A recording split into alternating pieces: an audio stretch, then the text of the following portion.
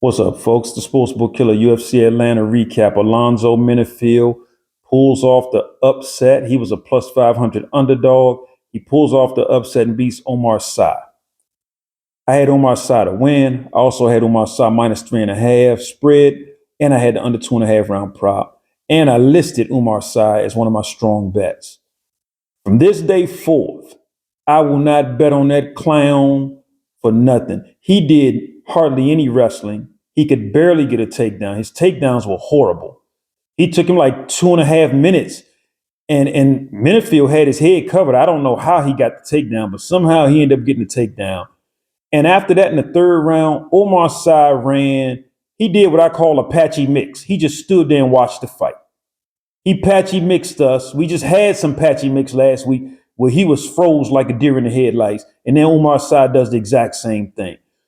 Alonzo Menifield, in my opinion, didn't do much to actually win the fight. But Oumar Sy did so little, it was easy for the judges to rob him. That's basically what it came down to. So I was horrible. That was a horrible pick. I thought from seeing Oumar Sy's grappling, wrestling, and his decent striking, I thought he would win that fight without a problem. And instead, he allowed the judges to come in. And like I said, I'm not saying he lost. I thought he should at least won a close or split decision. But why leave the door open for something like that?